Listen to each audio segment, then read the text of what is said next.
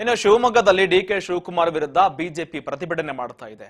BJP ಕಾರ್ಯಕರ್ತರು ಜೊತೆಗೆ ಮುಖಂಡರೆಲ್ಲರೂ ಕೂಡ ಸೇರಿ ಪ್ರತಿಭಟನೆ ಮಾಡ್ತಾ ಇದ್ದಾರೆ. ಶಿವಮೊಗ್ಗದ ಶಿವಪ್ಪ ನಾಯಕ ಪ್ರತಿಮೆ ವೃತ್ತದಲ್ಲಿ ಪ್ರೊಟೆಸ್ಟ್ ಮಾಡ್ತಾ ಇದ್ದಾರೆ.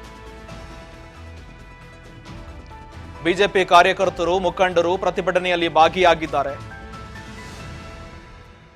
ಸಂವಿಧಾನವನ್ನ ಬದಲಾಯಿಸ್ತೀವಿ ಅನ್ನುವ ಹೇಳಿಕೆಗೆ ಅದನ್ನ ವಿರೋಧ ಮಾಡಿ ಬಿಜೆಪಿಯವರ ಜೊತೆಗೆ ಕಾರ್ಯಕರ್ತರೆಲ್ಲರೂ ಕೂಡ ಪ್ರತಿಭಟನೆಗೆ ಮುಂದಾಗಿದ್ದಾರೆ. ಸಂವಿಧಾನವನ್ನ ಬದಲಾಯಿಸುವ ಹೇಳಿಕೆ ಕೊಟ್ಟಿದ್ರು. ಯಾವ ರೀತಿ ಹೇಳಿಕೆ ಕೊಟ್ಟಿದ್ರು? ಒಬ್ಬ ಪತ್ರಕರ್ತರು ಪ್ರಶ್ನೆ ಕೇಳ್ತಾರೆ. ಧರ್ಮದ ಆಧಾರದ ಮೇಲೆ ಮುಸ್ಲಿಂ ಸಮುದಾಯಕ್ಕೆ ನೀವು 4% ಮೀಸಲಾತಿಯನ್ನ ಕೊಟ್ಟಿದ್ದೀರಲ್ಲ, ಇದು ಎಷ್ಟರ ಮಟ್ಟಿಗೆ ಸರಿ ಅಂತ ಪ್ರಶ್ನೆ ಹಾಕ್ತಾರೆ.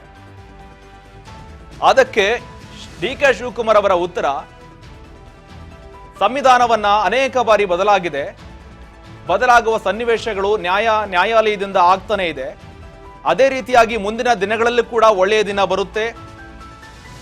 ಸಂವಿಧಾನವನ್ನ ನ್ಯಾಯಬದ್ಧವಾಗಿ ಬದಲಾಯಿಸುವ ಸನ್ನಿವೇಶ ಕೂಡ ನಿರ್ಮಾಣವಾಗುತ್ತೆ ಅನ್ನುವ ಮುಂದಿನ ದಿನಗಳಲ್ಲಿ ಒಳ್ಳೆ ದಿನ ಬರುತ್ತೆ, ವೇಟ್ ಮಾಡೋಣ ಅನ್ನುವ ಮುಖಾಂತರವಾಗಿ ಹೇಳಿಕೆ ಕೊಟ್ಟಿದ್ರು. ಅರ್ಥಾತ್ ಇದೇ ಪ್ರಕರಣವನ್ನ ಬಿಜೆಪಿಯಲ್ಲೂ ಕೂಡ ಕಂಡು ಬಂದಿತ್ತು. ಅನಂತಕುಮಾರ್ ಹೆಗಡೆ ಅವರು ಕೂಡ ಇದೇ ರೀತಿಯಾಗಿ ಹೇಳಿಕೆ ಕೊಟ್ಟಿದ್ರು. ನಾವು ಬಂದಿರುವುದೇ ಸಂವಿಧಾನವನ್ನ ಬದಲಾಯಿಸುವುದಕ್ಕಾಗಿ ಅಂತ. ಅದೇ ರೀತಿಯಾಗಿ ಈಗ ಡಿಕೆ ಶಿವಕುಮಾರ್ ಕೂಡ ಮುಸ್ಲಿಂ ಸಮುದಾಯಕ್ಕೆ ಮೀಸಲಾತಿಯನ್ನ ಕೊಡ್ಲಿಕ್ಕೆ ಸಂವಿಧಾನವನ್ನ ಬದಲಾಯಿಸಲಾಗುತ್ತೆ ಅಂತ ಕೂಡ ಹೇಳಿಕೆ ಕೊಟ್ಟಿದ್ರು. ಅದನ್ನ ವಿರೋಧಿಸಿ ಈಗ ಶಿವಮೊಗ್ಗದಲ್ಲಿ ಕೂಡ ಪ್ರತಿಭಟನೆಗೆ ಮುಂದಾಗಿದ್ದಾರೆ. ಬಿಜೆಪಿ ನಾಯಕರೆಲ್ಲರೂ ಕೂಡ ಇದನ್ನ ತೀವ್ರವಾಗಿ ವಿರೋಧ ವ್ಯಕ್ತಪಡಿಸ್ತಾ ಇದ್ದಾರೆ. ಜೊತೆಗೆ ನಿನ್ನ ಸಂಸತ್ತಿನಲ್ಲೂ ಕೂಡ ಡಿಕೆ ಶಿವಕುಮಾರ್ ಹೇಳಿಕೆ ಇದೆಯಲ್ಲ, ಈ ಹೇಳಿಕೆಯನ್ನ ತೀವ್ರವಾಗಿ ಖಂಡನೆಯನ್ನ ವ್ಯಕ್ತಪಡಿಸ್ತಾ ನಾಯಕರು ಎಲ್ಲರೂ ಕೂಡ ಜಿದ್ದಾಜಿದ್ದಿಗೆಳೆದಿದ್ರು. ಕೊನೆಗೆ ಈ ಹೇಳಿಕೆಯನ್ನ ಮಲ್ಲಿಕಾರ್ಜುನ್ ಖರ್ಗೆ ಕೂಡ ಸಮರ್ಥಿಸಿಕೊಳ್ಳ ಇಲ್ಲ. ಈಗ ಇದೇ ವಿಚಾರಕ್ಕೆ ಸಂಬಂಧಪಟ್ಟಂತೆ ಶಿವಮೊಗ್ಗದಲ್ಲಿ ಪ್ರತಿಭಟನೆಗೆ ಮುಂದಾಗಿದ್ದಾರೆ ಬಿಜೆಪಿ ಕಾರ್ಯಕರ್ತರು ಮುಖಂಡರೆಲ್ಲರೂ ಕೂಡ ಭಾಗಿಯಾಗಿ. ನಮ್ಮ ಸಂವಿಧಾನ ಪ್ರಪಂಚದಲ್ಲಿ ಮೊದಲನೇ ಸ್ಥಾನವನ್ನ ಪಡೆದಿದೆ. ಯಾವುದೇ ಕಾರಣಕ್ಕೆ, ಯಾವುದೇ ವ್ಯಕ್ತಿಯ ಕಾರಣಕ್ಕೆ ನಮ್ಮ ಸಂವಿಧಾನವನ್ನ ಬದಲಾವಣೆ ಮಾಡಲಿಕ್ಕೆ ಸಾಧ್ಯ ಇಲ್ಲ ಅನ್ನುವಂತಹ ಅಂಶ ನಮಗೆ ಗಮನಕ್ಕಿರಲಿ. ನಿಜ, ಬಾಬಾ ಸಾಹೇಬ್ ಅವರು ಸಂವಿಧಾನದಲ್ಲಿ ಸಮಯಕ್ಕೆ ಅನುಸಾರವಾಗಿ ತಿದ್ದುಪಡಿ ಮಾಡಲಿಕ್ಕೆ ಅವಕಾಶವನ್ನ ಕೊಟ್ಟಿದ್ದಾರೆ.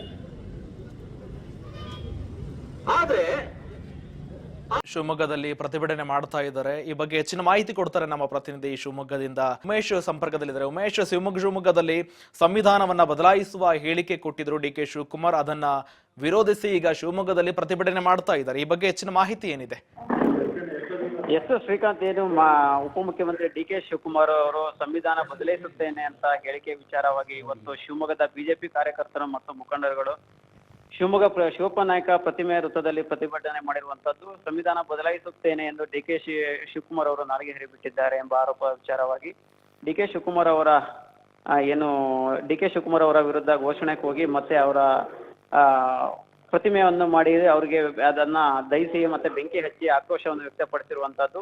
ಹಾಗೆ ಇಂಥ ಉಪಮುಖ್ಯಮಂತ್ರಿಗಳು ನಮ್ಮ ರಾಜ್ಯದಲ್ಲಿ ಮುಂದೇನಾದ್ರೂ ಇದೇ ತರ ಕಂಟಿನ್ಯೂ ಇದ್ದರೆ ಮತ್ತೆ ನಮ್ಮ ರಾಜ್ಯಕ್ಕೆ ತುಂಬಲಾರದ ನಷ್ಟ ಆಗುತ್ತೆ, ಮತ್ತೆ ನಮ್ಮ ಜನಗಳಿಗೆ ತೊಂದರೆ ಆಗುತ್ತೆ ಅನ್ನುವಂಥದ್ದು ಬಿಜೆಪಿ ನಾಯಕರ ಆರೋಪ ಕೂಡ. ಶ್ರೀಕಾಂತ್, ಸಂವಿಧಾನ ಬದಲಾಯಿಸುವುದು ಅಷ್ಟು ಸುಲಭದ ಮಾತೇನಲ್ಲ ಉಮೇಶ್. ಈಗಾಗಲೇ ಸಂವಿಧಾನವನ್ನ ಬದಲಾಯಿಸಲಿಕ್ಕೆ ಬಿಜೆಪಿಯಲ್ಲೂ ಕೂಡ ಸ್ಪಷ್ಟ ಬಹುಮತ ಇಲ್ಲ, ಜೊತೆಗೆ ಕಾಂಗ್ರೆಸ್ನಲ್ಲೂ ಕೂಡ ಸ್ಪಷ್ಟ ಬಹುಮತ ಇಲ್ಲ. ಇದನ್ನ ಗಮನಿಸ್ತಾ ಇದ್ದಾರಾ ಈ ನಾಯಕರು ಏನಾದ್ರು? ಎಸ್ ಶ್ರೀಕಾಂತ್, ಏನು ಈ ಸಂವಿಧಾನ ಬದಲಾವಣೆ ವಿಚಾರವಾಗಿ ಈ ಹಿಂದೆ ಕೂಡ ಅನಂತಕುಮಾರ್ ಹೆಗಡೆ ಕೂಡ ಅವರು ಕೂಡ ಕೇಂದ್ರ ಸಚಿವರು ಕೂಡ ನಾಲಿಗೆ ಹರಿಬಿಟ್ಟಿರುವಂತಹ ವಿಚಾರ. ಹಾಗೇನೆ ಈ ಸಂದರ್ಭದಲ್ಲಿ ಏನು ಕಾಂಗ್ರೆಸ್ನ ಉಪಮುಖ್ಯಮಂತ್ರಿ ಡಿಕೆ ಶಿವಕುಮಾರ್ ಅವರು ಸಂವಿಧಾನ ಬದಲಾವಣೆ ವಿಚಾರವನ್ನು ಹೇಳಿರುವಂತದ್ದು. ಸೊ ಯಾರೇ ಏನೇ ಹೇಳಿದ್ರು ಕೂಡ ಎಲ್ಲಿ ರಾಜ್ಯ ಸರ್ಕಾರ ಅಥವಾ ಕೇಂದ್ರ ಸರ್ಕಾರದಲ್ಲಿ ಸಂವಿಧಾನ ಬದಲಾವಣೆ ಮಾಡುವಷ್ಟು ಬಹುಮತ ಕೂಡ ಅವ್ರಿಗೆ ಇಲ್ಲದೆ ಇರುವಂತದ್ದು. ಬಹುಶಃ ಬಹುಮತ ಇದ್ದಿದ್ರೆ ಸಂವಿಧಾನ ಬದಲಾವಣೆ ಮಾಡೇ ಬಿಡ್ತಿದ್ರೆ ಏನೋ ಅನ್ನೋಂಥದ್ದು ಕೂಡ ಬಿಜೆಪಿಯವರು ಇವತ್ತು ಆರೋಪ ಮಾಡ್ತಾ ಇರುವಂತದ್ದು. ಬಟ್ ಎಲ್ಲರಿಗೂ ಗೊತ್ತಿರುವಂತ ವಿಚಾರ ಏನಪ್ಪ ಅಂತ ಅಂದ್ರೆ ಅವರಿಗೆ ಬಹುಮತ ಇಲ್ಲ, ಅದು ಅವರ ಬಾಯಿ ಚಪಲಕ್ಕೆ ಇದನ್ನ ಓಲೈಕೆ ರಾಜಕಾರಣಕ್ಕೆ ಅಥವಾ ಮುಸ್ಲಿಮ್ಸ್ಗಳನ್ನ ಓಲೈಕೆ ಮಾಡ್ಲಿಕ್ಕೋಸ್ಕರ ಉಪಮುಖ್ಯಮಂತ್ರಿ ಅವರು ಈ ತರ ಸ್ಟೇಟ್ಮೆಂಟ್ ಕೊಡ್ತಾ ಇದ್ದಾರೆ ಅನ್ನೋದು ಕೂಡ ಬಿಜೆಪಿಯವರ ಆರೋಪ. ಶ್ರೀಕಾಂತ್.